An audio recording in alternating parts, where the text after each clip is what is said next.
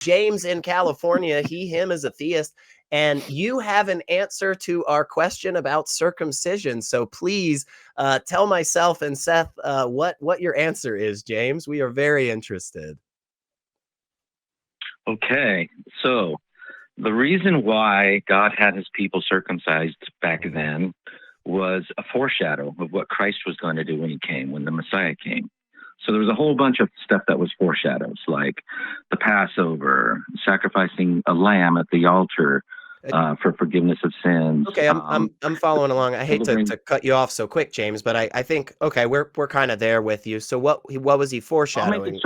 Was he foreshadowing a blood sacrifice? I'll make it very short. Yes, the sacrificing a lamb for sins, deliverance of the people from slavery, the circumcision in the flesh, putting a snake on a pole that people could look up to and be healed from snake bites. Moses believed God. Abraham believed. So they had faith. They trusted. They believed God. Baptism in water. So when Jesus came, he did all of these things in the spirit. Mm-hmm. Spiritually is what he did, fulfilling all of these foreshadows of what happened in the flesh. So what he did was he circumcised us from our flesh because we can't be perfect. We cannot be perfectly moral. Even though a perfect being created us. Like, no, but listen though. So I am listening. Hang on, James. I am listening, and that's why I want to push back on it, so we can actually have a conversation. Please, does foreshadowing sound like a double entendre to anybody else? Foreshadowing. Anybody else have that thought? Yeah, like foreshadowing. The term covers a lot of ground. It's really it's great utility in that word. Okay, never mind. Go ahead. Why the penis?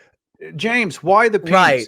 Right. Why would God not say, let's remove something from maybe a more innocuous part of the body? Why the baloney pony specifically? I had you muted, James. I'm going to bring you back in real quick. Answer Seth's question, please. Why specifically the penis as opposed to anything else? You would have to ask God that he works in mysterious ways. And I think that's a problem for you, unfortunately, more than us, right? Because on our side of the thing, what we're saying is that there is no actual good answer and justification to do this thing. And on your side, what you're saying is, I actually am able to interpret the mind of an all-powerful divine essence just enough to be able to say he definitely wants us to snip some skin off our dicks, but not enough to tell you why. So do you see why that's hard for Seth and I to kind of get on board with? You why? Let's talk about why. I'll tell you why. Okay. So this is why. We're in general, like you were talking about earlier with the other caller, we are good people. We try our best to be good and moral, but we all are immoral if we're honest with ourselves. Is that our fault or God's fault? So because is our immorality our fault or God's fault? What does this have to do with stripping the tip off of somebody's manaconda? Yes. I'll tell you why. You're not letting me finish. Okay. We're trying. This is why.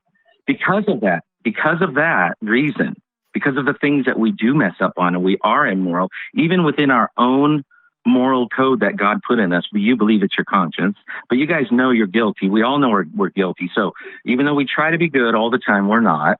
It's because of those things that we have to be, in order to be pure and holy and righteous in God's sight and in his presence, according to him, we have to be separate from our flesh. Okay. But so that's why it was done that way. Christ circumcises us spiritually. So we're separate from our sinful flesh. So we can be acceptable to God. So we have to be forgiven of those things and separated from those things in order to enter in God's kingdom. But you guys, you're looking at it physically when it's a spiritual thing, actually. No, I'll look at it spiritually. I'm happy to go with you on that journey, James. So God created out of nothingness, out of not having anything whatsoever. God decided all of a sudden, I'm going to make things. And not only am I going to make just things, I'm actually going to make a specific thing that has the ability to listen to what I tell it to do and obey. And the thing that I'm going to do is I'm going to tell it to obey very specific commandments, of which I am pretty sure already they will not be able to by my own design. And in the process, just so that they remember forever that they are broken and just garbage, I will make them mutilate their bodies for generations as a reminder. If this scenario was played out in any other capacity, I think we would all let me give you an example. Let's say there's somebody who rules a country and then is like, hey, here's what we're going to do. We're just going to cut off everybody's left ear from now on, because that'll remind you that you never meet up to my standards as a benevolent dictator. Like, isn't that just obviously gross and disgusting? But it's not that that wasn't the reason. This is just a part of. Aren't we getting circumcised? Aren't we supposed to circumcise ourselves as a reminder that we are not perfect in the flesh? No. And that we can't meet up to God's standards and that we are filled with sin? Isn't that literally what you said just a couple minutes ago? No, you said we can't meet up to the standards in the flesh. We have to be separated from the flesh as a reminder that we're not able to meet up to those standards. Pretty sure I was listening and tracking that, but I could be wrong. It wasn't a physical thing. Christ did it spiritually. It was only physical back then. What he did it back then for was to separate the people who followed God from the people who didn't. So hang on. If it's a method to tell people apart, whether or not they're believers or not, you're saying that it was common practice a long time ago to just go look at each other's dicks. I know that's not the truth, man. I know people 1,000, 2,000 years ago in the Middle East didn't just walk around and go, hey, nice to meet you. Can I see your penis real quick? Come on, man. That's not a reasonable thing for sure. And plus, so many of this, almost all of the circumcisions in the United States are not really religious in practice anymore. It's just a thing that we've picked up as a society and just keep going because of our history. Like I'm going to be honest, James. We do have other good calls, and I do want to get to them. Seth, is there anything else you'd like to say before we let James go?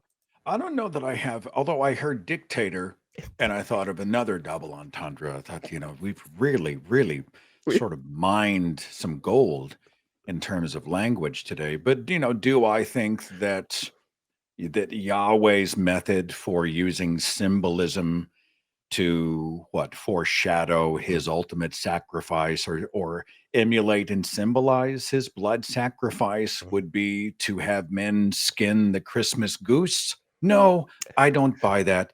I don't believe it. I think it makes no sense.